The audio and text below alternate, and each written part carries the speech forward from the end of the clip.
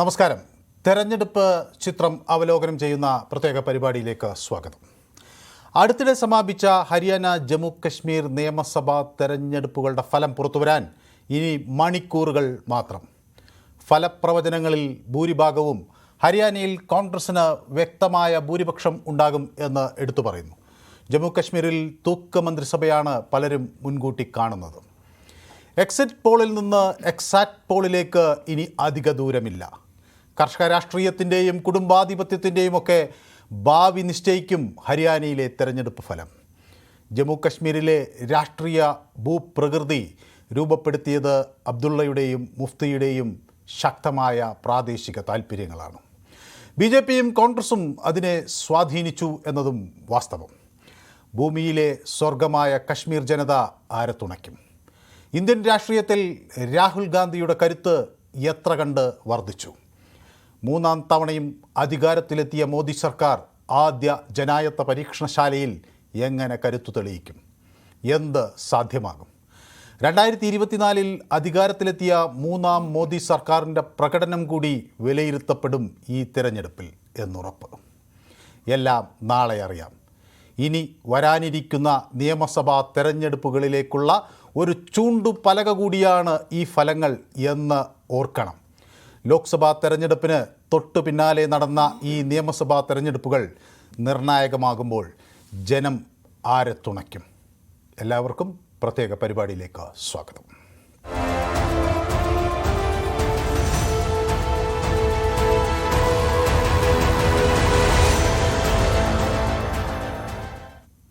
എന്നോടൊപ്പം രാഷ്ട്രീയ നിരീക്ഷകൻ ശ്രീ മോഹൻ വർഗീസ് ഉണ്ട്. ഒപ്പം ന്യൂസ് ഡെസ്കിൽ നിന്ന് കിരൺ ബാബുവും നമുക്കൊപ്പം ചേരും മാജിക് വാളുമായി. ആദ്യം ശ്രീ മോഹൻ വർഗീസിലേക്ക്. BJPയെ സംബന്ധിച്ചിടത്തോളം ഏറ്റവും നിർണായകമായ ഒരു കാര്യമാണ് മൂന്നാം മോദി സർക്കാർ അധികാരത്തിൽ വരുന്നു. പ്രധാനമന്ത്രി നരേന്ദ്രമോദി ഈ തെരഞ്ഞെടുപ്പിൽ വേണ്ടത്ര രീതിയിൽ ഒരു താരപ്രചാരകനായില്ലയോ എന്ന ചോദ്യം പല കോണുകളിൽ നിന്നും ഉയർന്നു. സാധാരണ എല്ലായിടത്തും അദ്ദേഹമാണല്ലോ തെരഞ്ഞെടുപ്പ് നയിക്കുന്നത്. പക്ഷേ ആ ഇതിൽ കണ്ടില്ല എന്ന വിമർശനം പല കോണുകളിൽ നിന്നും ഉയർന്നു. എന്തിൻ്റെ സൂചനയായിരിക്കാം ഈ തെരഞ്ഞെടുപ്പ് ഫലം നിർണ്ണയിക്കുക? കഴിഞ്ഞ ഒരു 2 പതിറ്റാണ്ടെങ്കിലുമായി മോദി വലിയ തോതിൽ ഒരു ഐക്കോണായി മാറുകയാണ്. ആദ്യം ഗുജറാത്തിലും പിന്നീട് ദേശീയ തലത്തിലും. അതുകൊണ്ട് മോദി മാജിക് എന്ന് പറയുന്നത് കേന്ദ്രത്തിൽ മാത്രമല്ല സംസ്ഥാനത്തും വിന്നബിൾ ഒരു ഫോർമേഷനാണ് എന്ന ആ ഒരു ചിന്തയെ ഇപ്പോൾ BJP കുറച്ച് മാറ്റിവെച്ചിരിക്കുന്നു. രാഹുൽ ഗാന്ധിയേക്കാൾ കുറവ് പൊതുസമ്മേളനങ്ങളിലാണ് പ്രധാനമന്ത്രി ശ്രീ നരേന്ദ്രമോദി അഭിസംബോധന ചെയ്ത് സംസാരിച്ചത്. കൂടുതലും വിദേശത്താണ് അദ്ദേഹം ഈ കാലയളവിൽ ചെലവഴിച്ചെന്ന് തോന്നുന്നല്ലേ? അതിപ്പം ഈ വിശ്വപൗരനാകാനും അതുപോലെ വിശ്വഗുരുവാകാനും ഒക്കെയുള്ള ഇന്ത്യയുടെയും അതുവഴി പ്രധാനമന്ത്രിയുടെ തന്നെ ശ്രമത്തിൻ്റെ ഭാഗമായി കുറച്ചുകൂടി അടുത്തൊരു പ്രധാനമന്ത്രി പദം അദ്ദേഹം ഒരു പക്ഷേ ആഗ്രഹിക്കുന്നില്ല എന്നതുകൊണ്ടാവാം ഒരു അമരത്വം നേടാൻ വേണ്ടി, ഒരു ഗ്ലോബൽ ഇമേജിന് വേണ്ടിയാണ്. പക്ഷേ ആഭ്യന്തരമായി ഇന്ത്യയുടെ ഒരു രാഷ്ട്രീയ മനസ്സ് ലോക്സഭാ തെരഞ്ഞെടുപ്പിന് ശേഷം ഉരച്ചു നോക്കുന്ന ആദ്യത്തെ അവസരമാണിത്. അതുകൊണ്ട് ലോക്സഭാ തെരഞ്ഞെടുപ്പ് ഫലത്തിൻ്റെ ചൂടാറും മുൻപ് തന്നെ നടക്കുന്ന 2 നിയമസഭാ തെരഞ്ഞെടുപ്പുകൾ വരാനിരിക്കുന്ന ഇന്ത്യയുടെ രാഷ്ട്രീയ ഒരു ഭൂപടത്തെ തന്നെ സ്വാധീനിക്കാൻ സാധ്യതയുള്ളതാണ്. അതുകൊണ്ടാണ് ജമ്മു ആൻഡ് കാശ്മീർ ആൻഡ് ഹരിയാന വളരെ പ്രധാനപ്പെട്ട ഫലമായി മാറുന്നത്. യെസ്, നമുക്ക് കിരൺ ബാബുവിലേക്കൊന്ന് പോകണം. കിരൺ ബാബു, ഈ തെരഞ്ഞെടുപ്പ് വളരെ സുപ്രധാനമായ ഒന്നാണ്. ഈ തെരഞ്ഞെടുപ്പിന് ശേഷം വരാനിരിക്കുന്നു മഹാരാഷ്ട്രയിൽ തെരഞ്ഞെടുപ്പ്, ജാർഖണ്ഡിൽ തെരഞ്ഞെടുപ്പ് വരാനിരിക്കുന്നു, ഡൽഹിയിൽ അടുത്ത വർഷം, പിന്നെ ബീഹാറിൽ ഒക്കെ വരുന്നു, ആസാമിലേക്ക് വരുന്നു, ഏറ്റവും അതിൻ്റെ അടുത്ത ഘട്ടം കേരളത്തിലേക്കും തെരഞ്ഞെടുപ്പ് വരികയാണ്. അപ്പോൾ ഇതിൻ്റെയൊക്കെ ഒരു ചൂണ്ടുപലകയാണ് ഈ തെരഞ്ഞെടുപ്പ് എന്ന് വ്യക്തമാണ്. ഈ ഹരിയാനയിൽ വലിയൊരു മാറ്റം പലരും പ്രതീക്ഷിക്കുന്നുണ്ട്. പക്ഷേ കഴിഞ്ഞകാല ഒരു രാഷ്ട്രീയ ചരിത്രം BJPക്ക് അവിടെ എങ്ങനെയെങ്കിലുമൊക്കെ അധികാരത്തിൽ തുടരാൻ കഴിഞ്ഞ ഒരു ദശാബ്ദക്കാലമോളം കഴിഞ്ഞു എന്നതിൻ്റെ സൂചനയാണ് നൽകുന്നത്. ഈ കഴിഞ്ഞകാല തെരഞ്ഞെടുപ്പുകളുടെ ഒരു ചരിത്രം വിശകലനം ചെയ്യുമ്പോൾ എന്ത് പ്രവചിക്കാനാകും കിരൺ ബാബുവിന്? മനു, ഹരിയാനയെ സംബന്ധിച്ച് കോൺഗ്രസ് ഏറ്റവും കൂടുതൽ പ്രതീക്ഷ വെക്കുന്ന ഒരു സംസ്ഥാനമാണ്. കോൺഗ്രസിന് പരമ്പരാഗതമായി തന്നെ വലിയ സ്വാധീനമുള്ള ഒരു മണ്ണ് കൂടിയായിരുന്നു ഹരിയാന. അതിനുശേഷമാണ് ഈ ജനതാദളിൻ്റെ രാഷ്ട്രീയ പ്രവേശനവും ജാട്ടു രാഷ്ട്രീയവും ഒക്കെ ശക്തമായിട്ട് താവു ദേവിലാലിൻ്റെ നേതൃത്വത്തിലുള്ള സംഘം വരുന്നു. അതോടുകൂടി അവിടുന്ന് കോൺഗ്രസിൻ്റെ ശക്തി ക്ഷയിക്കുന്നു. പക്ഷേ അപ്പോഴും BJP അങ്ങനെ കടന്നു വന്നിരുന്നില്ല. കഴിഞ്ഞ 10 വർഷത്തിനിടയിലാണ് 2014 ശേഷമാണ് BJP അവിടെ ശക്തമായ രാഷ്ട്രീയ പാർട്ടിയായി വരികയും അവിടെ അധികാരം പിടിക്കുകയും ഒക്കെ ചെയ്യുന്നത്.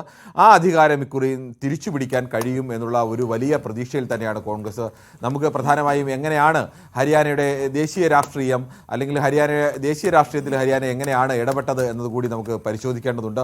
ഹരിയാനയിൽ ആകെ ലോക്സഭാ സീറ്റുകളുടെ കണക്ക് പരിശോധിച്ചാൽ നമ്മൾ 2004 മുതൽ 2024 വരെയുള്ള വളരെ വിശദമായ കണക്കുകൾ തന്നെയാണ് അവതരിപ്പിക്കുന്നത്.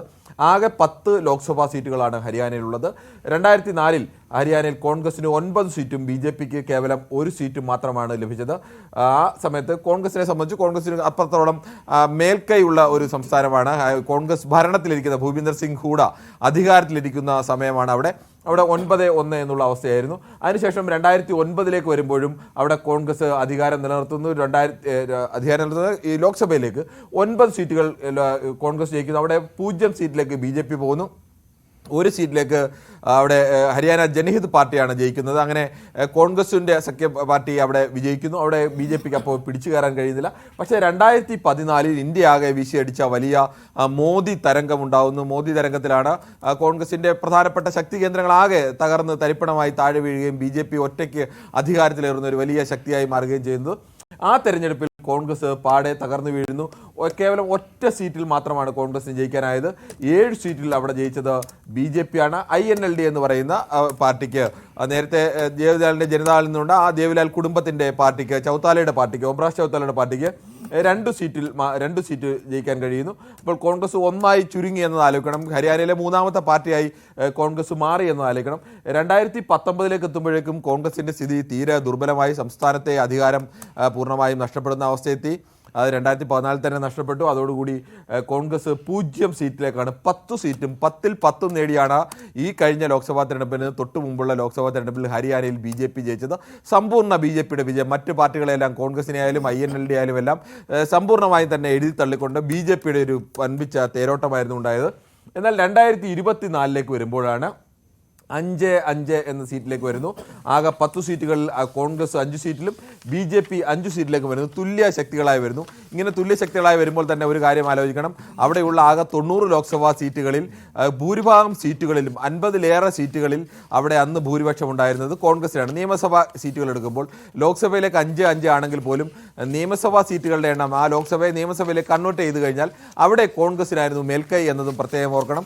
കർഷക സമരങ്ങളടക്കം നിരവധി കാരണങ്ങൾ, നമുക്ക് ഓരോ കാരണങ്ങളിലേക്ക് പിന്നീട് പോകാം. ജാട്ടു രാഷ്ട്രീയവും ഡൽഹിയിൽ നടന്ന വലിയ സമരങ്ങൾ, ഗുസ്തി താരങ്ങളുടെ സമരങ്ങൾ, അഗ്നിവീറിനെ ചൊല്ലിയുള്ള ഒരുപാട് പട്ടാളക്കാരൊക്കെ ഉള്ള നാടാണ്, അഗ്നിവീറിനെ ചൊല്ലിയുള്ള തർക്കങ്ങൾ, അങ്ങനെ നിരവധി വിഷയങ്ങളെല്ലാം ഉയർന്നിരുന്നു. ഇതാണ് നിയമസഭയുടെ ഒരു കണക്ക് കൂടി നമുക്കൊന്ന് പരിശോധിക്കാം. ഇതാണ് നിയമസഭാ തെരഞ്ഞെടുപ്പിൻ്റെ കണക്ക്. 2005 മുതൽ 2019 വരെയുള്ള കഴിഞ്ഞ 4 നിയമസഭയുടെ കണക്കാണ്. അവിടെ 2005 67 സീറ്റ്, 90-ൽ 67 സീറ്റ് നേടി കോൺഗ്രസ് അധികാരത്തിലേറുകയാണ്. 67 സീറ്റ് സ്വന്തമായി കോൺഗ്രസ് നേടിയ സീറ്റുകളാണെന്ന് ആലോചിക്കണം. BJPക്ക് കേവലം 2 സീറ്റുകൾ മാത്രം, INLDക്ക് 9 സീറ്റ്, IJCBL ബെൻസിലാലിൻ്റെ പേരിലുള്ള പാർട്ടിക്ക് 0 സീറ്റ്, JJP അന്നില്ല. JJP നേരത്തെ പിന്നീട് വന്നതുകൊണ്ട് BJPയുടെ പേര് കൂടി ഉൾപ്പെടുത്തിക്കുന്നത് മാത്രമേ ഉള്ളൂ. 2009 വന്നപ്പോൾ കോൺഗ്രസിന് 47 സീറ്റ് എന്ന് പറഞ്ഞാൽ 40 സീറ്റ് കോൺഗ്രസിൻ്റെയും 7 സീറ്റ് കോൺഗ്രസിനെ പിന്തുണയ്ക്കുന്ന സ്വതന്ത്രന്മാരും ചേർന്നാണ് ഈ 47 സീറ്റ് കിട്ടുന്നത്. അപ്പോഴും BJPക്ക് 4 സീറ്റ്. രണ്ടാമത്തെ വലിയ കക്ഷിയായി മുഖ്യ പ്രതിപക്ഷ പാർട്ടിയായ INLD തന്നെ അവിടെ നിൽക്കുന്നു എന്നുള്ള അവസ്ഥയുണ്ട്. 31 സീറ്റുകളായിരുന്നു. 40-31 എന്നുള്ളതായിരുന്നു യഥാർത്ഥത്തിൽ കോൺഗ്രസും INLDയും തമ്മിലുള്ള വ്യത്യാസം. 7 സ്വതന്ത്രന്മാരുടെ കൂടി പിന്തുണയോടുകൂടിയാണ് കോൺഗ്രസ് അന്ന് ഭരിച്ചത്. 2014 എത്തുമ്പോഴേക്കാണ് ചിത്രം പൂർണ്ണമായി മാറുന്നത്. ലോക്സഭാ തെരഞ്ഞെടുപ്പിന് തൊട്ടു പിന്നെ, ലോക്സഭാ തെരഞ്ഞെടുപ്പ് കഴിഞ്ഞാൽ അതിൻ്റെ ആരവം ഒന്ന് ഒടുങ്ങുന്നതിന് മുമ്പ് നടക്കുന്ന നിയമസഭാ തെരഞ്ഞെടുപ്പാണ് ഹരിയാന നിയമസഭാ തെരഞ്ഞെടുപ്പ്. ആ ഹരിയാന നിയമസഭാ തെരഞ്ഞെടുപ്പിൽ കോൺഗ്രസ് 15 സീറ്റിലേക്ക് പാടെ തകർന്നു വീണു. ഇവിടെ 0 സീറ്റിലേക്കായിരുന്നു ലോക്സഭയിലേക്ക് എന്നുകൂടി ആലോചിക്കണം. 47 സീറ്റ് നേടി BJP അവിടെ അധികാരത്തിലേറുന്നു. INLD 19 സീറ്റ്, 31-ൽ നിന്ന് 19 സീറ്റിലേക്ക് INLD വീഴുന്നു. അതിനുശേഷം 2019 തെരഞ്ഞെടുപ്പ്. 2019 തെരഞ്ഞെടുപ്പിൽ കോൺഗ്രസ് 31 സീറ്റ് നില മെച്ചപ്പെടുത്തുന്നു. കോൺഗ്രസ് 15 സീറ്റ് ഉണ്ടായിരുന്ന കോൺഗ്രസ് നേരെ ഇരട്ടിയായി 31 സീറ്റിലേക്ക് വർദ്ധിക്കുന്നു. അവിടെ BJP 47 നിന്ന് 40ലേക്ക്, കേവല ഭൂരിപക്ഷത്തിന് 90 സീറ്റിൽ 46 സീറ്റുകളാണ് വേണ്ടത്. പക്ഷേ BJPക്ക് കേവല ഭൂരിപക്ഷം നേടാൻ കഴിയുന്നില്ല. അവിടെയാണ് JJP, ദുഷ്യന്ത് ചൗത്താലയുടെ പാർട്ടി. ദുഷ്യന്ത് ചൗത്താല എന്ന് പറയുന്നത് താവു ദേവിലാലിൻ്റെ കൊച്ചുമകൻ്റെ മകൻ ആണ്. ആ കുടുംബം തന്നെയാണ്, താവു ദേവിലാലിൻ്റെ കുടുംബം തന്നെയാണ് പ്രധാനമായും. ബെൻസിലാൽ കുടുംബവും താവു ദേവിലാലിൻ്റെ രണ്ട് കുടുംബം ജാട്ട് കുടുംബങ്ങളാണ്. അവിടെ വലിയ തോതിൽ രാഷ്ട്രീയ സ്വാധീനമുള്ള ആളുകളാണെന്ന് 7 പേരോ മറ്റോ തെരഞ്ഞെടുപ്പിൽ മത്സരിക്കുന്നുണ്ട് പല മണ്ഡലങ്ങളിലായി. തമ്മിൽ അങ്ങനെ ഒരു കുടുംബാധിപത്യത്തിൻ്റെ രാഷ്ട്രീയം നമുക്ക് അവിടെ കാണാൻ കഴിയും. ബെൻസിലാലിൻ്റെയും ദേവിലാലിൻ്റെയും ഒക്കെ മക്കളും കൊച്ചുമക്കളും ഒക്കെ അങ്ങനെ നിറഞ്ഞു നിൽക്കുകയാണ്. ദേവിലാലിൻ്റെ മക്കളായാലും കൊച്ചുമക്കളായാലും കൊച്ചുമക്കളുടെ മക്കളെ ഈ ദുഷ്യന്ത് ചൗത്താല എന്ന് പറയുന്നത് ഇപ്പോൾ യഥാർത്ഥത്തിൽ 36 വയസ്സ് കഴിയുന്നതേ 37ാമത്തെ വയസ്സിലേക്ക് കടക്കുന്നത് മാത്രമേ ഉള്ളൂ. അതിനിടയിൽ ഉപമുഖ്യമന്ത്രിയായി എന്ന് ആലോചിക്കണം. ആ ദുഷ്യന്ത് ചൗത്താലയുടെ ഈ പാർട്ടിയാണ്, JJP ആണ് കഴിഞ്ഞ ലോക്സഭാ തെരഞ്ഞെടുപ്പിന് തൊട്ടുമുന്നായി BJP സഖ്യം വിട്ട് കഴിഞ്ഞ ലോക്സഭാ തെരഞ്ഞെടുപ്പിൽ കോൺഗ്രസിൻ്റെ 5 സീറ്റിലേക്കുള്ള വിജയത്തിനൊക്കെ ഒരു പ്രധാനപ്പെട്ട കാരണം അവർ വേറെ മത്സരിക്കുകയും BJPയെ പരാജയപ്പെടുത്താൻ വേണ്ടിയുള്ള വലിയ പരിശ്രമമൊക്കെ നടത്തിയെന്നുള്ളതാണ്. ഇക്കുറി പക്ഷേ അങ്ങനെയല്ല, അവർ ഒറ്റയ്ക്കാണ് മത്സരിക്കുന്നത്. ഇതാണ് ലോക്സഭാ തെരഞ്ഞെടുപ്പിൻ്റെയും നിയമസഭാ തെരഞ്ഞെടുപ്പിൻ്റെയും ഒരു ചിത്രം. ഏറ്റവും അവസാനത്തെ ചിത്രം പരിശോധിച്ചാൽ കോൺഗ്രസിന് നേരിയ മേൽക്കൈ ഉണ്ടെന്ന് പറയാം. പക്ഷേ നിയമസഭാ തെരഞ്ഞെടുപ്പിലേക്ക് വരുമ്പോൾ സ്വാഭാവികമായും INLDക്കും അതോടൊപ്പം തന്നെ JJP അടക്കമുള്ള പാർട്ടികൾ, അവിടുത്തെ മറ്റ് പ്രാദേശിക ഘടകങ്ങൾ, ഇതെല്ലാം അതിശക്തമായി തന്നെ അവിടെ സ്വാധീന ഘടകങ്ങളായി മാറും. അതിലേക്കൊക്കെ നമുക്ക് പരിശോധിക്കാം. യെസ്, അതാണ് അതിൻ്റെ ഒരു ചിത്രം. ശ്രീ മോഹൻ വർഗീസ്, ഈ ഹരിയാന രാഷ്ട്രീയം നിശ്ചയിക്കുന്നത്, ഹരിയാന നമുക്കറിയാം ഒരു കാർഷിക സംസ്ഥാനമാണ്, അഗ്രേറിയൻ എക്കോണമി എന്ന് നമ്മൾ പൊതുവെ വിളിക്കുന്നു. അവിടുത്തെ ആളുകളെ കൂടുതലും സ്വാധീനിക്കുന്നത് കർഷക താല്പര്യങ്ങളാണ് എന്ന കാര്യത്തിൽ സംശയമില്ല. കുടുംബ പശ്ചാത്തലം ഒരു വലിയ ഘടകമാണ്. ഒട്ടനവധി വിഷയങ്ങൾ അവിടെ സുപ്രധാനമായി ഉരുത്തിരിഞ്ഞു വരികയും ചെയ്യുന്നുണ്ട്. പക്ഷേ ഹരിയാന നമുക്കറിയാം, വർഷങ്ങൾക്ക് മുമ്പ് 2 സീറ്റിൽ ജയിച്ച BJP ആണ് പിന്നെ അവിടെ ഘട്ടം ഘട്ടമായി ഉയർന്ന് ശക്തി പ്രാപിക്കുന്നത് കാണേണ്ടത്. അത് പൊടുന്നനെ നഷ്ടമാകും എന്ന് കരുതാനാകില്ല. എങ്കിലും ഒരു തിരിച്ചടി ഉണ്ടാകും എന്ന് പറയുമ്പോൾ അതിനെ ശ്രീ മോഹൻ വർഗീസ് എങ്ങനെയാണ് കാണുന്നത്? ഈ ഭാരതീയ ജനതാ പാർട്ടിക്ക് പരമ്പരാഗതമായി വലിയ വേരോട്ടമുള്ള ഒരു സംസ്ഥാനമായിരുന്നില്ല ഹരിയാന. സംഘപരിവാർ ശക്തികളെക്കാൾ കൂടുതൽ ഒരു സെമി സോഷ്യലിസ്റ്റ് പശ്ചാത്തലമായിരുന്നു ഹരിയാനയുടെ രാഷ്ട്രീയ ഭൂമികയുടെ പ്രത്യേകത.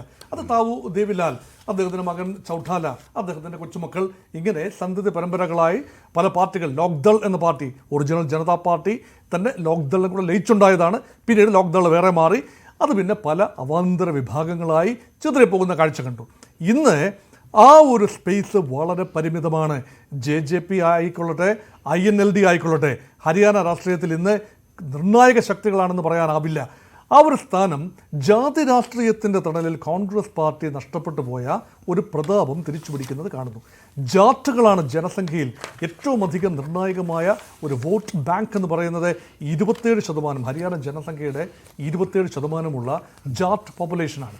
ഈ ജാട്ടുകളിൽ പല അവാന്തര വിഭാഗങ്ങളുമുണ്ട്. ഇപ്പം ജാട്ടുകളുടെ കൂടെ നേതാവായ ദേവിലാലും എല്ലാ ലാൽമാരും പലപ്പോഴും ജാട്ട് നേതാക്കളായിരുന്നു. ഇപ്പോൾ അത് ഭൂപീന്ദർ ഹൂഡയാണ് കോൺഗ്രസിൻ്റെ നേതാവ്. ഹൂഡയും അദ്ദേഹത്തിൻ്റെ ഫാമിലിയുമാണ് ജാട്ടുകളെ ഇപ്പോൾ സംഘടിപ്പിച്ച് ഒരുമിച്ച് നിർത്തുന്നത്. മറുപക്ഷത്തുള്ള ഏറ്റവും പ്രധാനപ്പെട്ട ഒരു ജാതി ഘടകമെന്ന് പറയുന്നത് 21% ദളിത് പോപ്പുലേഷനാണ്.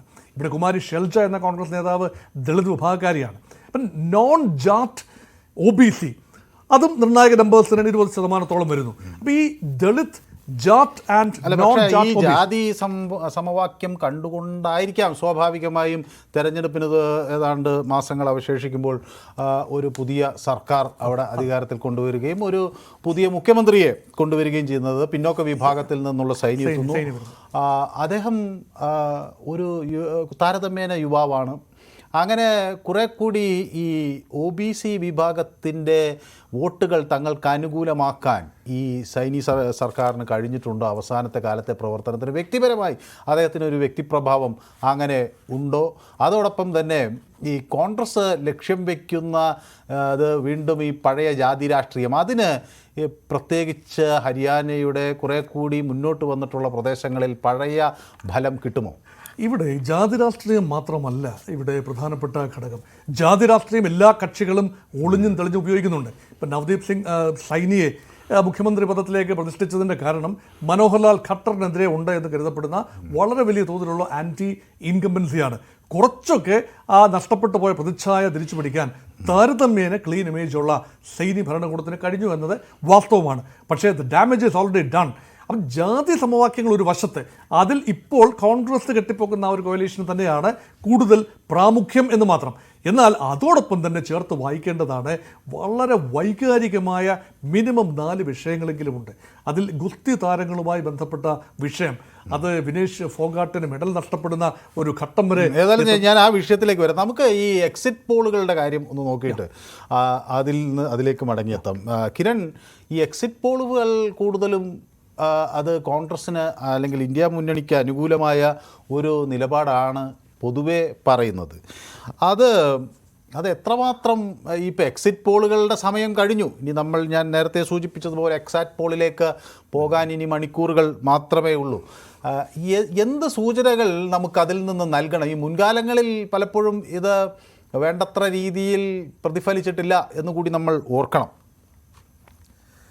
മനു, ഇന്ത്യ മുന്നണി എന്നൊന്നും നമുക്ക് പറയാൻ അവിടെ കഴിയില്ല. അവിടെ ആകെ കോൺഗ്രസ് CPM സഖ്യം മാത്രമാണുള്ളത്. അങ്ങനെ മറ്റൊരു വിശാലമായ ഒരു സഖ്യത്തിലേക്കോ ആം ആദ്മി പാർട്ടിയുമായിട്ടൊക്കെ സഖ്യം വരും എന്നൊക്കെ വന്നിരുന്നു. പക്ഷേ ആം ആദ്മി പാർട്ടി ഒറ്റയ്ക്കാണ് മത്സരിക്കുന്നത്. ഭൂരിഭാഗം സീറ്റുകളിലും ആം ആദ്മി പാർട്ടി ഒറ്റയ്ക്ക് മത്സരിക്കുന്നൊക്കെ ഉണ്ട്. അതുകൊണ്ട് ഇന്ത്യ സഖ്യം എന്ന് പറഞ്ഞാൽ കേവലം ഒരു സീറ്റിൽ മാത്രം മത്സരിക്കുന്ന CPM-ഉം 89 സീറ്റുകൾ മത്സരിക്കുന്ന കോൺഗ്രസും ചേരുന്നതാണ് അവിടുത്തെ ഒരു സഖ്യം എന്ന് പറയുന്നത്. നമുക്ക് എക്സിറ്റ് പോളിൻ്റെ ഫലത്തിലേക്ക് നോക്കാം. അവിടെ ഭൂരിഭാഗം എക്സിറ്റ് പോളുകളും മുൻതൂക്കം നൽകുന്നത് കോൺഗ്രസിന് തന്നെയാണ്. കോൺഗ്രസ് 49 മുതൽ 61 വരെ സീറ്റുകൾ നേടുമ്പോൾ BJP 20 മുതൽ 32 വരെയും JJP ഒരു സീറ്റിലേക്ക് ഒതുങ്ങുമെന്നുമാണ് പരമാവധി പീപ്പിൾസ് പ്ലസ് പറയുന്നത്. റിപ്പബ്ലിക് മാട്രിക്സ് പറയുന്നത് 55 മുതൽ 62 വരെ. അവിടെയും കോൺഗ്രസിന് വ്യക്തമായ 46 മേലുള്ള ഭൂരിപക്ഷം ഉണ്ടെന്ന് ആലോചിക്കണം. 18 മുതൽ 24 വരെ സീറ്റുകൾ, JJPക്ക് 3 സീറ്റ്, INLDക്ക് 3 മുതൽ 6 വരെ സീറ്റുകളും റിപ്പബ്ലിക് മാട്രിക്സ് നൽകുന്നുണ്ട്. ധ്രുവ് നൽകുന്നത് കോൺഗ്രസിന് 57 സീറ്റ്, BJPക്ക് 27 സീറ്റ്, JJPക്ക് 3 സീറ്റ്, INLDക്ക് 2 സീറ്റ് എന്നുള്ളതാണ്. ദൈനിക് ഭാസ്കറിൻ്റെ കണക്ക് എടുത്താൽ 44-55 സീറ്റ് കോൺഗ്രസ്. ദൈനിക് ഭാസ്കറിൻ്റെ കണക്കിൽ 46 വേണം മിനിമം ഭൂരിപക്ഷത്തിന് നൽകണം. അതിനേക്കാൾ 2 സീറ്റ് ചിലപ്പോൾ കുറയാം. എന്നാൽ 15 മുതൽ 29 സീറ്റ് വരെയാണ് BJPക്ക് നൽകുന്നത്. JJPക്ക് 1 സീറ്റും INLDക്ക് 2 സീറ്റുമാണ് നൽകുന്നത്. ടൈംസ് നൗവിൻ്റെ ഫലം വന്നാൽ 55 മുതൽ 62 സീറ്റ് വരെ കോൺഗ്രസ്, 18 മുതൽ 24 സീറ്റ് വരെ BJP, JJPക്ക് 3 സീറ്റ്, INLDക്ക് 6 സീറ്റ് എന്നുള്ളതാണ്. ഏകദേശം ഈ കണക്കുകളൊക്കെ പരിശോധിച്ച് കഴിഞ്ഞാൽ നമുക്ക് മനസ്സിലാവുന്നത് എല്ലാ എക്സിറ്റ് പോളുകളും ഇനി നിമിഷങ്ങൾക്കുള്ളിൽ വരേണ്ട എക്സാറ്റ് പോളിൽ കോൺഗ്രസിന് വ്യക്തമായ ഭൂരിപക്ഷത്തോടുകൂടി കേവല ഭൂരിപക്ഷം കടന്നുള്ള ഒരു വിജയം ഉണ്ടാകും എന്നുള്ള ഒരു ഫല സൂചനകളാണ് എക്സിറ്റ് പോളുകളെല്ലാം എന്തായാലും നൽകുന്നത്. യെസ്, കോൺഗ്രസിൻ്റെ വിജയം അത് സ്വാഭാവികമായും രാഹുൽ ഗാന്ധിക്ക് വലിയ മേനി പറയാൻ കഴിയുന്ന ഒന്നാകും. അങ്ങനെ വന്നാൽ മറിച്ചാണ് സംഭവിക്കുന്നതെങ്കിൽ അത് ഒരു കനത്ത തിരിച്ചടിയാകും എന്നും പറയാം. പക്ഷേ കിരൺ, ഞാൻ ഇപ്പോൾ നേരത്തെ ഡോക്ടർ മോഹൻ വർഗീസും ഒക്കെ സൂചിപ്പിച്ചതുപോലെ ഈ കർഷകരും ജാതിയും ഒക്കെ അവിടുത്തെ ഒരു സുപ്രധാനമായ വിഷയമാണ്. ഈ കർഷക സമരം വലിയ തോതിൽ BJPയെ പഞ്ചാബിൽ ബാധിക്കുന്നതിൻ്റെ ദൃശ്യങ്ങൾ നമ്മൾ കണ്ടു. ഹരിയാനയിലും സമാനമായ ഒരു പ്രശ്നം ഈ നിയമസഭയിൽ അവർ നേരിടേണ്ടി വരും എന്ന് കരുതാനാകുമോ? അതുകൊണ്ടാണോ എക്സിറ്റ് പോൾ ഫലങ്ങൾ കൂടുതലും കോൺഗ്രസിനെ അനുകൂലിച്ച് വരുന്നത്? മനു, ഒരു പ്രധാനപ്പെട്ട ഘടകം ഡൽഹിയിൽ നടന്ന കഴിഞ്ഞ സർക്കാരിൻ്റെ കാലത്ത് നടന്ന കർഷക നിയമങ്ങൾക്കെതിരെയുള്ള സമരത്തിൽ ഏറ്റവും പ്രധാനപ്പെട്ട പങ്ക് വഹിച്ച ഒരു സംസ്ഥാനം കൂടിയാണ് ഈ ഹരിയാന എന്ന് പറയുന്നത്. ഡൽഹിയുമായി അതിർത്തി പങ്കിടുന്ന ഒരു സംസ്ഥാനമാണ്.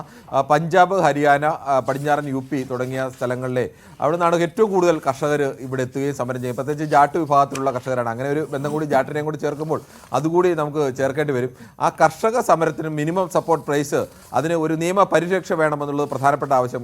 ഹരിയാനയെ സംബന്ധിച്ച് മഹാഭൂരിപക്ഷം വരുന്ന മനുഷ്യരും ഗ്രാമീണരോ കർഷകരോ ആണ്. ഈ കർഷകരെ സംബന്ധിച്ചിടത്തോളം അവരുടെ വിളയ്ക്ക് കൃത്യമായ വില കിട്ടുക എന്നുള്ളത് അവരെ ഏറ്റവും പ്രധാനപ്പെട്ട ആവശ്യമാണ്. അവിടെ രാഷ്ട്രീയത്തിനൊക്കെ അപ്പുറത്തേക്ക്, പലപ്പോഴും ജാതി രാഷ്ട്രീയത്തിനപ്പുറത്തേക്ക് കർഷകരുടെ വിലയ്ക്ക് വില കിട്ടാത്തൊരവസ്ഥ വന്നു കഴിഞ്ഞാൽ സ്വാഭാവികമായി ഉണ്ടാകുന്നൊരു പ്രതിഷേധമുണ്ട്. ഇതിനെ അനുകൂലമാക്കി വെക്കാൻ പലതവണ BJP ശ്രമിച്ചെങ്കിൽ പോലും കഴിഞ്ഞ ലോക്സഭാ തെരഞ്ഞെടുപ്പിലടക്കം അവിടെ ഒരു തിരിച്ചടി നേരിടാൻ ഉള്ള പ്രധാനപ്പെട്ട കാരണങ്ങളിൽ ഒന്ന് കർഷകർ എതിരായി എന്നുള്ളതാണ്. ഇപ്പോൾ JJP തന്നെ എന്തുകൊണ്ടാണ് BJPയുടെ സഖ്യത്തിൽ നിന്ന് മാറിയത് എന്ന് ജാട്ടുകളെതിരാകുന്നു. ജാട്ടുകളെതിരാവാൻ ഒരു പ്രധാനപ്പെട്ട കാരണം ജാട്ടുകളിൽ മഹാഭൂരിപക്ഷം പേരും കർഷകരാണ്. ആ കർഷകർ എതിരായ ഒരു വികാരം വന്നു കഴിഞ്ഞാൽ സ്വാഭാവികമായും കർഷകറിനകത്ത് ജാട്ടുകൾ മാത്രമല്ല വരുന്നത്, OBC-ക്കകത്ത് വരുന്ന കർഷകർ വരുന്നുണ്ട്, അപ്പർ കാസ്റ്റിൽ വരുന്ന കർഷകർ വരുന്നുണ്ട്. അപ്പോൾ ഇതെല്ലാം കൂടി ചേരുമ്പോൾ ഈ കർഷക വിഭാഗത്തിൻ്റെ വലിയൊരു കേന്ദ്ര സർക്കാരിനും BJP-ക്കെതിരായ വികാരം അനുകൂലമായി വരും എന്നൊരു പ്രതീക്ഷയാണ് കോൺഗ്രസിന് ശക്തമായി തന്നെ ഉള്ളത്. BJP-ക്ക് എന്തായാലും അങ്ങനെ കരുതാനാകില്ല. സ്വാഭാവികമായും അതൊരു വലിയ വിഷയമാണ്. പക്ഷേ ഡോക്ടർ മോഹൻ വർഗീസ്, ഈ ഗുസ്തി ഒരു തെരഞ്ഞെടുപ്പ് ചരിത്രത്തിൽ അങ്ങനെ എൻ്റെ ഓർമ്മയിൽ അങ്ങനെ ഇല്ല, ഒരു പ്രധാന ഘടകമാവുകയാണ് ഒരു തെരഞ്ഞെടുപ്പിൽ ഗുസ്തി ഹരിയാനയുടെ വളരെ വളരെ ഹരിയാനയുമായി ഇഴകിച്ചേർന്ന ഒരു കായിക വിനോദമാണ്. പ്രത്യേകിച്ച് നമ്മളിപ്പോൾ ഒളിമ്പിക്സിലുള്ള ഫ്രീ സ്റ്റൈൽ ഗുസ്ലിയോ ഗ്രീക്കോ റോമൻ ഗുസ്തിയോ അല്ല, അവിടുത്തേത് നമ്മുടെ ഇന്ത്യൻ സ്റ്റൈൽ ഗുസ്തിയാണ് പ്രധാനമായും പണ്ടൊക്കെ ഉണ്ടായിരുന്നത്. പക്ഷേ ഇപ്പോൾ നമ്മൾ നോക്കിയാൽ വലിയ റെസ്ലേഴ്സൊക്കെ അവിടുന്ന് ധാരാളം വരുന്നു. ഇപ്പോൾ ഗുസ്തി അസോസിയേഷനിലുണ്ടായ തർക്കം പോലും അതുമായി ബന്ധപ്പെട്ടുണ്ടായ ഒരു വിഷയമായി അത് നാഷണൽ പെർസ്പെക്റ്റീവിൽ നോക്കുകയാണെങ്കിൽ വലിയ തോതിൽ അത് ചർച്ച ചെയ്യപ്പെടുന്നു. അത് ഹരിയാനയുടെ രാഷ്ട്രീയത്തിൽ ഫലം കാണും എന്ന് കണക്കുകൂട്ടലുണ്ട്. നമുക്ക് ഗുസ്തിക്കാർ ഇപ്പോൾ AAP-യിലും ഗുസ്തിക്കാരുണ്ട്, ഒപ്പം തന്നെ കോൺഗ്രസിലും ഗുസ്തിക്കാരുണ്ട്. ഗുസ്തിക്കാരെ നേരിടാൻ BJP ഒരു പൈലറ്റിനെ ഇറക്കിയതിൻ്റെ കഥയും നമുക്ക് അവിടെ കേൾക്കാൻ കഴിയുന്നു. വിഘ്നേഷ് ഫോഗട്ടും കവിതാ ദലാലും മാത്രമല്ല, അവർ ഗുസ്തിക്കാർ മാത്രമല്ല, ഒരാൾ ആ നാടിൻ്റെ മരുമകൾ എന്ന നിലയിൽ വിനേഷ് ഫോഗട്ട് അവിടെ വരുന്നു. അതേസമയം കവിതാ ദലാളാകട്ടെ നാടിൻ്റെ മകൾ എന്ന തരത്തിൽ അവിടെ ലാഡ്ലി എന്ന തരത്തിൽ അവിടെ വരുന്നു. ലേഡി കാളി എന്നൊക്കെ എന്ന തരത്തിൽ ഒക്കെ അവരെ അവിടെ ആളുകൾ അംഗീകരിക്കുന്നത്. അപ്പോൾ ഗുസ്തി ഒരു വലിയ രാഷ്ട്രീയ വിഷയമായി ഇതിനു മുമ്പ് ശ്രീ മോഹൻ വർഗീസിൻ്റെ ശ്രദ്ധയിൽപ്പെട്ടിട്ടുണ്ടോ ഒരു ചർച്ചയാകുന്നത്? ഗുസ്തി എന്നല്ല ശ്രീ മനു, ഒരു കായിക വിനോദവും രാഷ്ട്രീയ ഭൂപടത്തിൽ ഇത്രയും വലിയ സ്ഥാനം പിടിച്ചിട്ടില്ല. പക്ഷേ ഇതിപ്പോൾ വന്നത് ഭാരതീയ ജനതാ പാർട്ടിയുടെ ഭാഗത്തു നിന്ന് വന്ന ഈ ഒരു ക്രൈസിസ് മാനേജ്മെൻറ്റിൽ വന്ന ഒരു അലംഭാവമാണ്. ഇപ്പം ഗുസ്തി ഫെഡറേഷൻ്റെ പ്രസിഡന്റ് ലൈംഗികാരോപണ വിധേയനാകുമ്പോൾ അത് സമയോചിതമായി ആ വിഷയം പരിഹരിക്കുന്നതിന് പകരം അത് വെച്ച് നീട്ടിക്കൊണ്ട് പോവുകയും അത് വലിയൊരു ക്യാൻസറായി വളരുകയും ചെയ്തു. അങ്ങനെ ഈ ഹരിയാനയുടെ ജനങ്ങളുടെ ഒരു DNA-യുടെ ഭാഗം തന്നെയാണ് ഗുസ്തി. അതുകൊണ്ട് ഗുസ്തിയെ മാറ്റി നിർത്തി അവിടുത്തെ സാമൂഹ്യ ജീവിതം ഇപ്പോൾ കാണാനാവില്ല. അഗാധകളുടെ നാടാണ്. എല്ലാ കൊച്ചുകുട്ടികളും സത്യം പറഞ്ഞാൽ ഈ കായിക വിനോദത്തിൽ ഏർപ്പെടുന്നവരുടെ ഒരു കേരളത്തിലൊന്നും അത് നമ്മൾ കണ്ടിട്ട് പോലുമില്ല. പക്ഷേ ഹരിയാനയിൽ എങ്ങനെയാണ് അതേപോലെ അതൊരു ഫാക്ടർ ആകുമ്പോൾ വോട്ട് ചെയ്യാൻ പോകുമ്പോൾ ഇതൊരു വൈകാരിക ഫാക്ടറാണ്. അതൊരു ഗുസ്തി എന്ന് പറയുന്നത് എണ്ണം കൊണ്ടല്ല ഇവിടുത്തെ വിഷയം. ഈ ഗുസ്തി എന്ന് പറയുന്നത് ഒരു വൈകാരിക ഫാക്ടറാണ്. ഗുസ്തിയോടൊപ്പം ചേർത്ത് വായിക്കേണ്ട ഒരു കാര്യം അഗ്നിവീർ എന്നുള്ളൊരു പദ്ധതി. അഗ്നിവീർ പദ്ധതിയിൽ ഒരുപാട് ചെറുപ്പക്കാർ, ഇപ്പോൾ കേരളത്തിലെ ചെറുപ്പക്കാരൊക്കെ മെഡിസിൻ, എഞ്ചിനീയറിംഗ്, നഴ്സിംഗ് ഒക്കെ പഠിച്ച് വിദേശത്ത് പോകണമെന്ന് ആഗ്രഹിക്കുമ്പോൾ ഹരിയാനയിലെ ചെറുപ്പക്കാരുടെ ആഗ്രഹം എന്ന് പറയുന്നത് സൈന്യത്തിൽ ചേരണം. പഞ്ചാബിലും ഹരിയാനയിലും ഒക്കെയുള്ള ചെറുപ്പക്കാരുടെ ഏറ്റവും വലിയ മോഹം എന്ന് പറയുന്നത് അവരുടെ ഒരു നല്ല സ്റ്റേബിൾ സെക്യൂർ കരിയർ എന്ന് പറയുന്നത് സൈന്യത്തിലെ സേവനമാണ്. അപ്പോൾ ആ സൈനിക സേവനം തുച്ഛീകരിച്ചുകൊണ്ട് അഗ്നിവീർ പദ്ധതി കൊണ്ടുവരുമ്പോൾ, അഗ്നിപഥ് പദ്ധതിയിലേക്ക് നീങ്ങുമ്പോൾ ഒരുപാട് മനസ്സുകൾ വ്രണപ്പെട്ടിരിക്കുന്നു. അതുകൊണ്ട് ആ ഒരു പ്രതിഷേധവും അന്തർലീനമാണ് ഹരിയാനയുടെ ഉള്ളിൽ. അതുണ്ട്. അത് മാത്രമല്ല, ഞാൻ അതിലേക്ക് വരാം.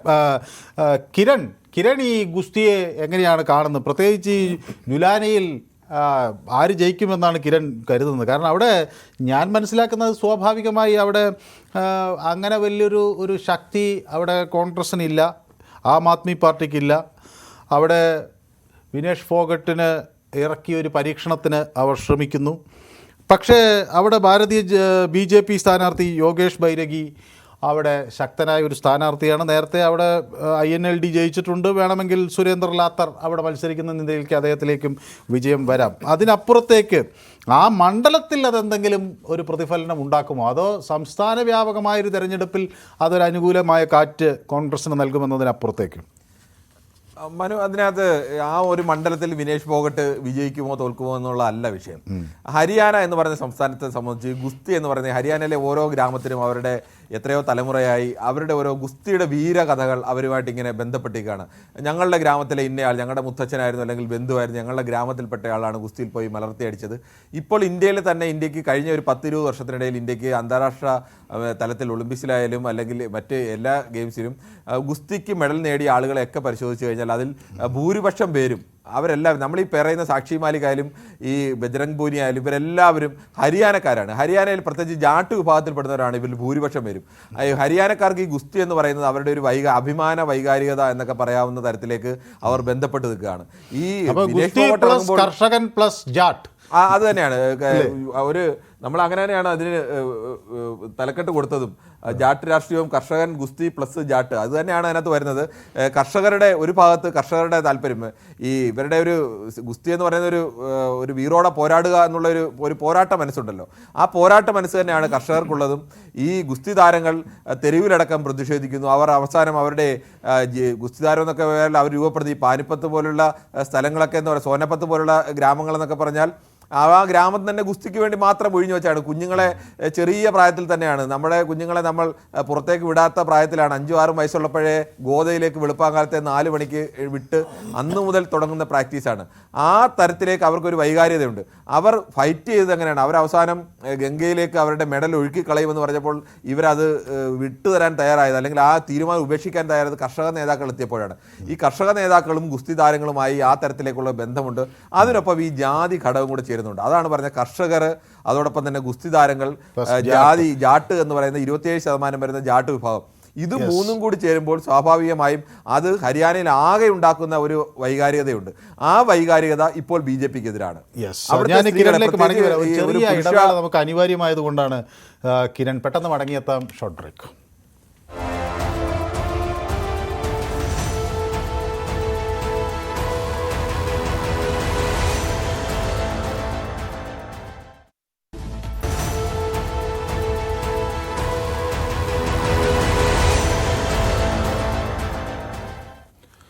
യെസ്, ശ്രീ മോഹൻ വർഗീസ്, ജാതി, ജാട്ട് അല്ലെങ്കിൽ ഗുസ്തി, ഇത്തരം ഫാക്ടേഴ്സൊക്കെ ഒരു തെരഞ്ഞെടുപ്പിനെ, കർഷകരുടെ പ്രശ്നങ്ങൾ, ഇതൊക്കെ ഈ തെരഞ്ഞെടുപ്പിനെ ബാധിക്കുന്നു എന്നതൊരു സുപ്രധാന ഘടകമാണ്. അതോടൊപ്പം തന്നെയാണ് അങ്ങ് നേരത്തെ സൂചിപ്പിച്ച ഈ അഗ്നിവീർ വിഷയം, തൊഴിലില്ലായ്മ, വിലക്കയറ്റം, ഒരു തെരഞ്ഞെടുപ്പിൽ ഒരു മിഡിൽ ക്ലാസ് അനുഭവിക്കുന്ന, താഴെത്തട്ടിൽ അതല്ലെങ്കിൽ അതിൽ ബിലോ ആവറേജ് ആയിട്ടുള്ള ആളുകൾ അനുഭവിക്കുന്ന പ്രതിസന്ധികൾ, പ്രയാസങ്ങൾ, ഇതൊക്കെ ഈ തെരഞ്ഞെടുപ്പിൽ പ്രതിഫലിക്കില്ലേ? ഈ എക്സിറ്റ് പോൾ ഫലങ്ങളെ കൂടി നമ്മൾ നോക്കിക്കാണുമ്പോൾ ശ്രീ മോഹൻ വർഗീസ് അതിനെ എങ്ങനെയാണ് അതിൻ്റെ ഒരു യാഥാർത്ഥ്യത്തെ വിശകലനം ചെയ്യുന്നത്? ഇപ്പോൾ പുറത്തു വന്നിരിക്കുന്ന എക്സിറ്റ് പോൾ ഫലങ്ങളുടെ സൂചനകൾ അനുസരിച്ച് കോൺഗ്രസ് പാർട്ടിക്ക് വ്യക്തമായ ഭൂരിപക്ഷം 90 അംഗ നിയമസഭയിൽ 45 മുതൽ ഒരു 65 സീറ്റ് വരെയുള്ള വിവിധങ്ങളായ സർവേകൾ കാണുന്നു. അത് കുറച്ച് യാഥാർത്ഥ്യ ബോധത്തോടു കൂടിയുള്ള നിഗമനമാണെന്ന് പറയാം. കാരണം ലോക്സഭാ തെരഞ്ഞെടുപ്പിൽ തന്നെ BJPക്ക് എല്ലായിടത്തും 30-ൽ താഴെയാണ്, എല്ലായിടത്തും കൺസിസ്റ്റന്റ്ലി ബിലോ 30. പക്ഷേ എക്സിറ്റ് പോളുകളുടെ ചരമഗീതം കുറിക്കുന്നത് നമ്മൾ ഏതാനും മാസം മുൻപ് ലോക്സഭാ തെരഞ്ഞെടുപ്പ് വേളയിൽ കണ്ടതാണ്. അതുകൊണ്ട് ആ ഒരു കാര്യം ഒരുപക്ഷെ പോൾസ്റ്റേഴ്സിൻ്റെ മനസ്സിലും ഉണ്ടാകും. ഇവിടെ യഥാർത്ഥ വിഷയം, ജാതി മതത്തെയൊക്കെ മാറ്റി നിർത്തി യഥാർത്ഥ വിഷയങ്ങൾ, ഈ തൊഴിലില്ലായ്മ മുതൽ വരുമാന നഷ്ടം വരെയുള്ള യഥാർത്ഥ വിഷയങ്ങൾ, കർഷകരുടെ വിഷയവും യഥാർത്ഥ വിഷയം തന്നെയാണ്. ആ വിഷയങ്ങളിലെ കൂടുതൽ ശ്രദ്ധ കേന്ദ്രീകരിക്കുമ്പോൾ അവിടെ പ്രതിപക്ഷത്തിരിക്കുന്ന കോൺഗ്രസിന് തന്നെ എഡ്ജ് ഉണ്ടാകാനുള്ള സാധ്യതയാണ് കാണുന്നത്. അതുമാത്രമല്ല, മറ്റെല്ലാ സമവാക്യങ്ങളും കോൺഗ്രസിന് അനുകൂലമാണ്. ആകെയുള്ള ബുദ്ധിമുട്ട് എന്ന് പറയുന്നത് ഭൂപീന്ദർ സിംഗ് ഹൂഡ എന്ന അധികായൻ, അദ്ദേഹത്തിൻ്റെ നേതൃത്വത്തിന് വഴങ്ങാതെ നിൽക്കുന്ന കുമാരി ഷെൽജ എന്ന ദളിത് നേതാവ്, അതുപോലെ രൺദീപ് സിംഗ് സുർജേവാല എന്ന കോൺഗ്രസ് നേതാവ്, ഈ 3 പ്രധാനപ്പെട്ട നേതാക്കളെ ചുറ്റിപ്പറ്റിയാണ് കോൺഗ്രസ് രാഷ്ട്രീയം. സ്വാഭാവികമായി സീറ്റ് കിട്ടാതെ പോയ ആളുകൾ വിമത ശല്യമുണ്ട്. പക്ഷേ BJPക്ക് അതിനേക്കാൾ കൂടുതൽ വിമത ശല്യം ഉണ്ടായിരുന്നത് കൊണ്ട് ആ ഇഫക്റ്റ് നള്ളിഫൈ ചെയ്തു പോകുന്ന ഒരു കാഴ്ച കണ്ടു. അതുകൊണ്ട് പ്രൊജക്റ്റ് ചെയ്യപ്പെടുന്ന നമ്പേഴ്സ് ഒരു പക്ഷേ യാഥാർത്ഥ്യബോധത്തോടു കൂടി ഉള്ളതാണ് എന്നാണ് നോക്കുന്നത്. ഒരു പക്ഷേ മൊമെൻറ്റം കുറച്ചുകൂടി നീങ്ങുകയാണെങ്കിൽ, കോൺഗ്രസിന് അനുകൂലമായി നീങ്ങുകയാണെങ്കിൽ പ്രൊജക്റ്റ് ചെയ്തതിനേക്കാൾ കൂടുതൽ ഒരു പക്ഷേ 3-2 ഭൂരിപക്ഷത്തിലേക്ക് വരെ കോൺഗ്രസ് പാർട്ടിക്ക് നീങ്ങാനുള്ള ഒരു സാധ്യത ഹരിയാനയിൽ കാണുന്നുണ്ട്. കാരണം എതിരെ വരേണ്ട കാര്യങ്ങൾ ഒന്നും തന്നെ ഇപ്പോൾ കോൺഗ്രസിനില്ല. 10 വർഷമായി പ്രതിപക്ഷത്താണ്. അപ്പോൾ ഭരണവിരുദ്ധ വികാരം മൂർധന്യത്തിലെത്തി നിൽക്കുന്ന ഈ സമയം ലോക്സഭാ തെരഞ്ഞെടുപ്പിൽ പോലും ഈ മോദി തരംഗത്തിന് യാതൊരു പ്രഭാവം ഉണ്ടാക്കാൻ കഴിയാത്ത ഒരു സംസ്ഥാനത്ത് തീർച്ചയായും നിയമസഭാ തെരഞ്ഞെടുപ്പ് വരുമ്പോൾ ആസ് എ തംബ് റൂൾ പ്രതിപക്ഷത്തിന് അഡ്വാൻറ്റേജ് ഉണ്ടാകും. ആം ആദ്മി പാർട്ടിക്കൊന്നും കാര്യമായ ചലനങ്ങൾ ഉണ്ടാക്കാൻ കഴിഞ്ഞിട്ടില്ല. അതുകൊണ്ട് കോൺഗ്രസ് ആം ആദ്മി ഒരു ഡിവൈഡ് ഇവിടെ സംഭവിച്ചു. പക്ഷേ ആ വോട്ടുകൾ ഭിന്നിക്കുന്നു എന്നത് എന്തെങ്കിലും തലത്തിൽ കാണേണ്ടതുണ്ടോ? വോട്ടുകൾക്ക് ശ്രീ മനു, ആ വോട്ടുകൾ പഞ്ചാബ് ഡൽഹി അതിർത്തിയിൽ മാത്രമാണ് ആ വോട്ടുകൾക്ക് എന്തെങ്കിലും സാങ്കത്യം. അത് എത്ര ഭിന്നിച്ചു പോയെന്ന് പറഞ്ഞാലും ശരി, മൊമെന്റം കോൺഗ്രസിന് അനുകൂലമായിട്ട് തന്നെയാണ്. ആം ആദ്മി പാർട്ടിക്ക് ഒരു സർവേയും ഒരു സീറ്റ് പോലും പ്രവചിക്കുന്നില്ല. പക്ഷേ കോൺഗ്രസിനോടൊപ്പം ചേർന്ന് നിന്നിരുന്നെങ്കിൽ അവർ 10 സീറ്റാണ് ചോദിച്ചത്, 6 സീറ്റ് വരെ കൊടുക്കാൻ കോൺഗ്രസ് തയ്യാറായിരുന്നു. അങ്ങനെയെങ്കിൽ 4 സീറ്റ് ജയിച്ചു വരാവുന്ന ഒരു അന്തരീക്ഷം ഉണ്ടായിരുന്നു. അതൊരു പക്ഷേ ആം ആദ്മി പാർട്ടി കളഞ്ഞു കുളിച്ചു എന്ന് വേണമെങ്കിൽ പറയാം. പിന്നെ ആം ആദ്മി പാർട്ടിക്ക് ഒരു ദേശീയ പാർട്ടിയായി നിലനിൽക്കണമെങ്കിൽ ഡൽഹിക്ക് പുറത്ത്, പഞ്ചാബിന് പുറത്ത് മറ്റേതെങ്കിലും സംസ്ഥാനത്ത് കാര്യമായ വേരോട്ടം ഉണ്ടാകണമെങ്കിൽ സാധ്യതാപരമായ ജിയോഗ്രാഫിക്കലി അത് ഹരിയാനയാണ് എന്നതുകൊണ്ട് ആ പാർട്ടി അവിടെ സജീവമായി നിൽക്കുന്നു എന്ന് മാത്രം ഇപ്പോൾ കരുതിയാൽ മതിയാകും. യെസ് കിരൺ, അതാണ് ഈ ആം ആദ്മി പാർട്ടിക്ക് അവിടെ കാര്യമായ സ്വാധീനമൊന്നുമില്ല എന്നാണ് പറയുന്നത്. സ്വാഭാവികമായും അവിടെ കോൺഗ്രസ് തന്നെയാണ് നേരത്തെ കിരൺ സൂചിപ്പിച്ച പോലെ പ്രബല ശക്തി. ഒപ്പം ഈ ദുഷ്യന്ത് ചൗട്ടാലയുടെ JJP ഉണ്ട്. അപ്പോൾ ജനനായക് ജനതാ പാർട്ടിക്ക് കഴിഞ്ഞ തെരഞ്ഞെടുപ്പിൽ വലിയൊരു മുന്നേറ്റം കാഴ്ചവെക്കാൻ കഴിഞ്ഞു. പക്ഷേ അത് ഇപ്പോൾ അവരുടെ ഉപമുഖ്യമന്ത്രി സ്ഥാനമൊക്കെ തെറിച്ചു. അപ്പോൾ സ്വാഭാവികമായി ഇനി അവർക്ക് പിടിച്ചു നിർത്താൻ കഴിയുമോ? മാത്രമല്ല ശ്രീ മോഹൻ വർഗീസ് സൂചിപ്പിച്ച ഈ അഗ്നിവീർ വിഷയം, അതുപോലെ തൊഴിലില്ലായ്മ, വിലക്കയറ്റം, കിരൺ നേരത്തെ സൂചിപ്പിച്ച മറ്റ് ജാതി സമവാക്യങ്ങൾ, ഇതൊക്കെ എങ്ങനെയാണ് അവിടെ അന്തിമഘട്ടത്തിൽ പ്രതിഫലിച്ചിട്ടുണ്ടാകുക എന്നാണ് കിരൺ ബാബു കരുതുന്നത്? ഒരു പ്രധാനപ്പെട്ട വിഷയമായി നിൽക്കുന്നത് ജാട്ട് വോട്ടുകൾ. 27% വരുന്ന ജാട്ട് വോട്ടുകളിൽ യഥാർത്ഥത്തിൽ BJP അത് ഒഴിവാക്കിയെന്ന് വേണം കരുതാൻ. ജാട്ട് വോട്ടുകളിൽ അവരങ്ങനെ കാര്യമായ കോൺസെൻട്രേഷൻ ഉണ്ടായിട്ടില്ല. 28% വരുന്ന OBC വോട്ടുകൾ. ഈ OBC വോട്ടുകൾ സൈനിയെ തന്നെ അവസാന സമയത്ത് ഈ മാർച്ച് 12-നാണ് സൈനിയെ ലോക്സഭാ തെരഞ്ഞെടുപ്പിന് തുടങ്ങാൻ ദിവസങ്ങൾ മാത്രം ബാക്കി നിൽക്കുകയാണ് സൈനിയെ മുഖ്യമന്ത്രി സ്ഥാനത്തെ കൊണ്ടുവന്നൊരു പരീക്ഷ നടത്തുന്നത്. ഈ OBC-യിൽ തന്നെ ഏകദേശം 5% വരുന്നതാണ് സൈനി വിഭാഗം. ആ വിഭാഗത്തിൻ്റെ വോട്ടടക്കം നിൽക്കുക, OBC വോട്ടുകളെ ആകെ ശേഖരിക്കുക, ഒപ്പം ദളിത് വോട്ടുകളെ ശേഖരിക്കുക എന്നുള്ള ഒരു ശൈലി കൂടി ഉണ്ടായിരുന്നു, അല്ലെങ്കിൽ ആ ഒരു പ്രതീക്ഷ കൂടി അവർക്കുണ്ടായിരുന്നു. പക്ഷേ ഇതിലൊരു പ്രധാനപ്പെട്ട ഘടകം ഈ ദളിത് വോട്ടുകൾ കോൺഗ്രസിനും നഷ്ടമുണ്ടാകാൻ സാധ്യതയുണ്ട്. ഈ ദളിത് വോട്ടുകളുടെ വിഭാഗത്തിൽ ദളിത് വോട്ടുകൾ കോൺഗ്രസും BJP-യും ഒരേപോലെ പ്രതീക്ഷിക്കുമ്പോൾ അവിടെ BSP മത്സരിക്കുന്നുണ്ട്. BSP മത്സരിക്കുന്ന അവിടെ INLD-യുമായി ചേർന്നാണ് BSP മത്സരിക്കുന്നത്. ആ BSP ഒരു വിഭാഗം ദളിത് വോട്ടുകളിൽ ഭിന്നത ഉണ്ടാക്കാൻ വഴിയുണ്ട്. അതോടൊപ്പം തന്നെ ചന്ദ്രശേഖർ ആസാദിൻ്റെ ആസാദ് സമാജ് പാർട്ടി JJP-ക്കൊപ്പമാണ് മത്സരിക്കുന്നത്. JJP കാണുന്നത് തന്നെയാണ്, JJP-ക്ക് കിട്ടുന്ന ജാട്ട് വോട്ടുകൾ പ്ലസ് JJP-യെ സഹായിക്കുന്ന OBC വിഭാഗങ്ങൾ 1-2 പേർ, ഒപ്പം ദളിത് വോട്ടുകൾ. അത് ചന്ദ്രശേഖർ ആസാദിനെ പോലെ ഒരു നേതാവിനെ, റാവൺ എന്നൊക്കെ വിളിക്കുന്ന ചെറുപ്പക്കാരായ ദളിത് വിഭാഗത്തിനിടയിൽ വലിയ സ്വാധീനമുള്ള ഒരു നേതാവ്, അവിടെ അദ്ദേഹത്തെ കൂടെ കൂടുന്നു. ഹരിയാനയിൽ എത്രത്തോളം സ്വാധീനം ഉണ്ടെന്നുള്ളതൊക്കെ ഇലക്ഷന് ശേഷം അറിയേണ്ടതാണ്. പക്ഷേ ആ ദളിത് വോട്ടുകളിലടക്കം ഭിന്നിക്കൽ BJP ഒരു തരത്തിൽ വിജയം കാണുന്ന ഒരു പ്രധാനപ്പെട്ട ഘടകവും ഇതാണ്. കോൺഗ്രസിന് ലഭിക്കേണ്ട ദളിത് വോട്ടുകൾ 2 പ്രധാനപ്പെട്ട ദളിത് പാർട്ടികൾ മത്സരിച്ചുകൊണ്ട് ഇത് മറ്റ് 2 മുന്നണിയിലേക്ക്, ഒന്ന് INLD-യുടെ കൂടെയും ഒന്ന് JJP-യുടെ കൂടെയുമാണ് പോകുന്നത്. ഈ INLD-യും JJP-യുടെ കൂടെ പോകുമ്പോൾ ജാട്ട് വോട്ടുകളിൽ ഒരു വിഭാഗവും INLD-ക്കും പോവും, ജാട്ട് വോട്ടുകളിൽ ഒരു വിഭാഗം JJP-ക്കും പോവും. കോൺഗ്രസിന് ലഭിക്കേണ്ട 27% ജാട്ട് വോട്ടുകൾ പ്രതീക്ഷിക്കുമ്പോൾ അതിൽ 3 ഭിന്നിക്കപ്പെടുന്നു. ദളിത് വോട്ടുകളും സമാനമായ രീതിയിൽ 3 ഭിന്നിക്കപ്പെടുന്നു. BJP ആകെ പ്രതീക്ഷ കാണുന്നത് ഈ ജാതി രാഷ്ട്രീയത്തിലാണ്. പക്ഷേ ഈ ജാതി രാഷ്ട്രീയത്തിന് മേൽ നേരത്തെ പറഞ്ഞതുപോലെ ഹരിയാനയെ ആകെ ബാധിക്കുന്ന തരത്തിലേക്ക് കർഷക വിഷയങ്ങൾ, ഹരിയാനയെ ആകെ ബാധിക്കുന്ന തരത്തിൽ അഗ്നിവീറിൻ്റെ വിഷയങ്ങൾ, അവിടുത്തെ നേരത്തെ മോഹൻ വർഗീസ് തന്നെ ചൂണ്ടിക്കാണിച്ചതുപോലെ അവിടെ ഒരു പട്ടാളത്തിലേക്ക് ചേരുക എന്ന് പറയുന്നത് അവിടുത്തെ ചെറുപ്പക്കാരെ സംബന്ധിച്ചിടത്തോളം വലിയ പ്രതീക്ഷയാണ്. അവിടെ അതിലുണ്ടായ വലിയ ഇടിവ്, കർഷകരെ സംബന്ധിച്ച് അവരുടെ വിലയ്ക്ക് അർഹമായ വില കിട്ടാതിരിക്കുന്ന പ്രശ്നം, തൊഴിലില്ലായ്മ ഏറ്റവും രൂക്ഷമായി നിൽക്കുന്നു. അങ്ങനെ കാര്യമായ വികസനമൊന്നുമുള്ള സംസ്ഥാനമല്ല ഹരിയാന. ഹരിയാനയിൽ വ്യവസായ നഗരങ്ങളും ഒക്കെ ഉണ്ട് എന്നൊക്കെ പറയുമ്പോൾ, ജിൻഡാലൊക്കെ ഉണ്ട് എന്നൊക്കെ പറയുമ്പോഴും അങ്ങനെ ആകെ ഹരിയാന എന്ന് പറയുമ്പോൾ ഒരു ഗ്രാമത്തിൻ്റെ അന്തരീക്ഷത്തിൽ അപ്പുറത്തേക്ക് പോയിട്ടില്ല. അത്തരം വിഷയങ്ങൾ ജാതിക്കപ്പുറം സ്വാധീനിക്കുന്നു എന്നതുകൂടിയാണ് ഇപ്പോൾ യഥാർത്ഥത്തിൽ ഈ ഫലങ്ങൾ നൽകുന്ന സൂചന. നേരത്തെ BJP 70 പാർ എന്നൊക്കെ ആദ്യഘട്ടത്തിൽ പറഞ്ഞിരുന്നെങ്കിലും പിന്നെ അത് കുറഞ്ഞു വന്ന് അവർക്ക് തന്നെ ഉൾപാർട്ടിയിൽ അതൊരു 40-ഓളമേ കിട്ടാൻ സാധ്യതയുള്ളൂ എന്ന ഒക്കെ ഒരു സാഹചര്യം, ഒരു വിലയിരുത്തൽ ഉള്ളിലുണ്ടായിരുന്നു. പിന്നെ അതിപ്പോൾ 50 പാർ എന്ന തരത്തിലാണ് പറയുന്നത്. അപ്പോഴും നമ്മുടെ ഈ എക്സിറ്റ് പോൾ ഫലങ്ങളുമായി അത് മാച്ചാകുന്നില്ല. ഈ ശ്രീ മോഹൻ വർഗീസ് സൂചിപ്പിച്ചതുപോലെ എക്സിറ്റ് പോൾ ഫലങ്ങളെ പൂർണ്ണമായി വിശ്വസിച്ചതിൻ്റെ അപകടം നമുക്ക് കഴിഞ്ഞകാല അനുഭവങ്ങളിൽ ഉണ്ടല്ലോ.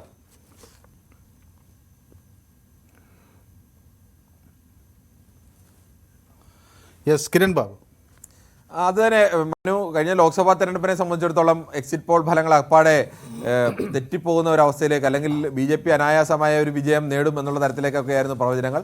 പക്ഷേ അത്തരമൊരു വിജയം നേടാൻ കഴിഞ്ഞില്ല. BJPക്ക് അടക്കം വിജയിക്കാൻ, സർക്കാർ രൂപീകരിക്കാൻ വേണ്ടി 2 പ്രധാനപ്പെട്ട ഘടകകക്ഷികളെ ഒപ്പം കൂട്ടേണ്ട അവസ്ഥ BJPക്ക് അടക്കമുണ്ടായി.